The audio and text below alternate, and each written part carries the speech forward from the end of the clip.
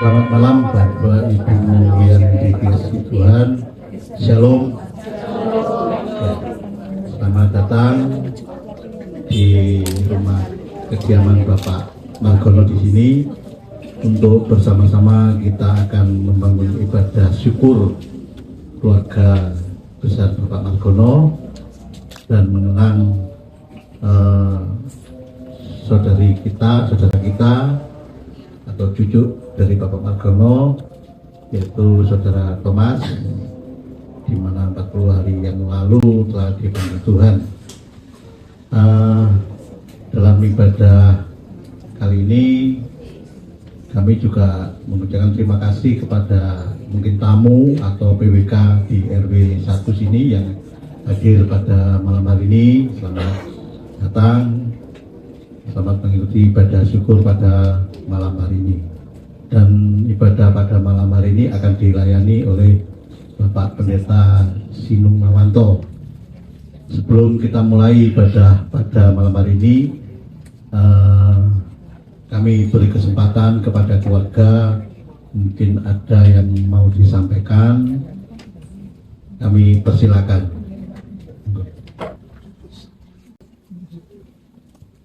Selamat malam, Shalom. Saya Hana, selaku dari kakak kandung Thomas dan mewakili keluarga besar Bapak Margono.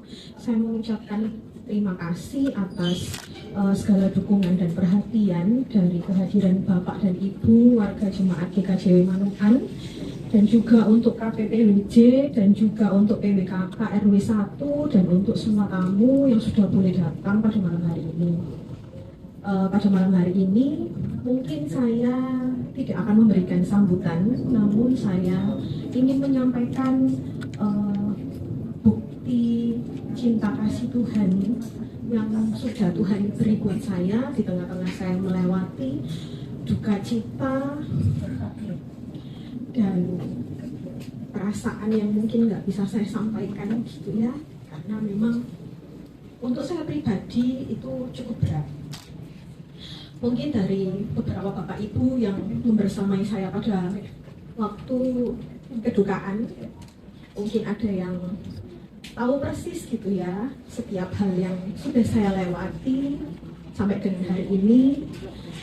Kalau boleh jujur, saya itu memiliki kekecewaan dan rasa sakit hati sama Tuhan atas berpulangnya adik saya Thomas gitu. Karena pada saat saya berada di rumah sakit melihat adik saya sedang koma, Bapak Sinung tahu persis apa yang saya rasakan, karena pada waktu itu iman saya cukup besar untuk percaya bahwa Tuhan Yesus itu mampu menyembuhkan adik saya. Bahkan saya ngomong sama Pak Sinung, bahkan 0,1% pun Pak, saya itu tidak percaya bahwa Tuhan itu tidak bisa menyembuhkan adik saya. Saya itu percaya bahwa Tuhan itu bisa menyembuhkan, karena saya tidak hanya mendengar firman, tapi saya mau melakukan firman itu di dalam kehidupan saya. Karena Tuhan Yesus pernah bilang kalau kita itu punya kuasa gitu ya. Jadi ketika kamu itu punya iman sebesar biji sesali aja, gunung itu akan berpindah. Dan saya itu percaya.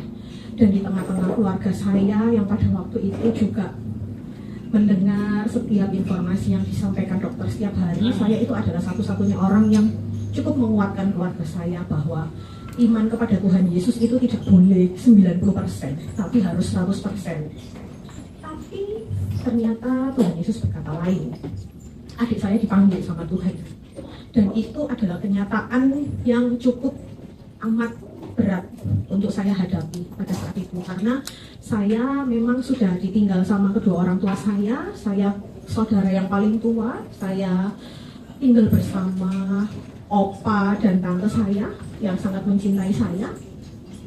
Beban saya pada waktu itu sangat amat berat, karena ya adik saya sekalipun sudah meninggal tapi masih harus melewati beberapa fase yang memang diperlukan gitu ya. Dan saya menyaksikan itu, hati saya hancur.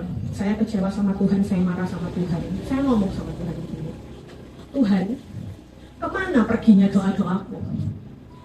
Tuhan kan bilang, kalau aku beriman, Semua itu pasti terjadi, tapi kenyataannya tidak.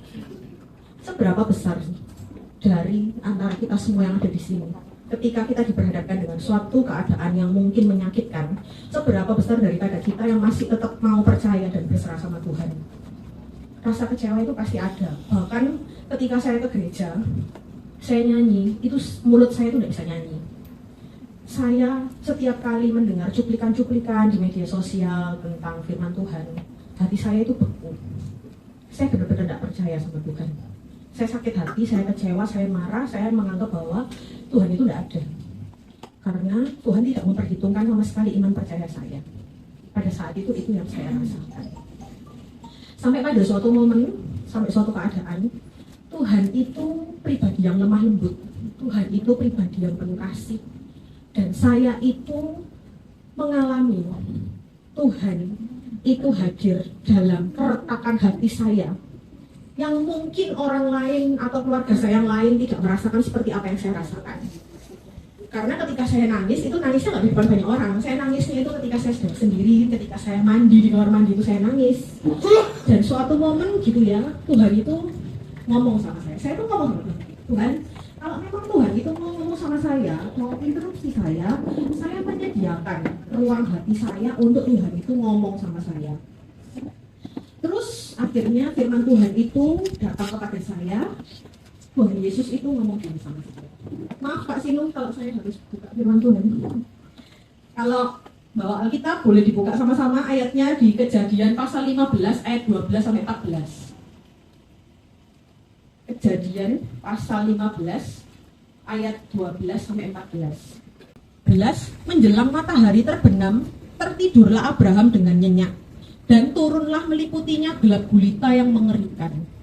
Ayat 13, firman Tuhan kepada Abraham, ketahuilah dengan sesungguhnya bahwa keturunanmu akan menjadi orang asing dalam suatu negeri yang bukan kepunyaan mereka, dan bahwa mereka akan diperbudak dan dianiaya 400 tahun lamanya. Ayat 14, tetapi bangsa yang akan memperbudak mereka akan kuhukum, dan sesudah itu mereka akan keluar dengan membawa harta benda yang banyak. Kita sama-sama tahu bahwa Abraham itu adalah sahabat Allah. Dia itu adalah bapa dari segala bangsa. Sekalipun Abraham itu adalah sahabat Allah, tapi Abraham itu juga merasakan apa yang saya rasakan pada saat hari itu. Di ayat 12 kan dikatakan, menjelang matahari terbenam, tertidurlah Abraham dengan nyenyak, lalu turunlah meliputinya gelap gulita yang mengerikan. Tuhan tuh ngomong sama Abraham, nanti ya, nek kamu tidur itu nanti ada gelap gulita yang mengerikan. Sama dengan kejadian saya. Di saat saya tertidur sebentar, 1 jam setengah, gelap gulita yang mengerikan itu terjadi ketika adik saya itu henti jantung. Dan adik saya meninggal di saat saya tidur. Lalu ayat 13, firman Tuhan kepada Abraham, ketahuilah dengan sesungguhnya bahwa keturunanmu akan menjadi orang asing dalam suatu negeri yang bukan kepunyaan mereka, dan bahwa mereka akan memperbudak dan dianiaya 400 tahun lamanya. Siapa sih yang hatinya nggak hancur? Orang tua mana yang hatinya nggak hancur kalau misalnya anaknya itu diperbudak, nggak cuma diperbudak, tapi dianiaya selama 400 tahun. Dianiaya.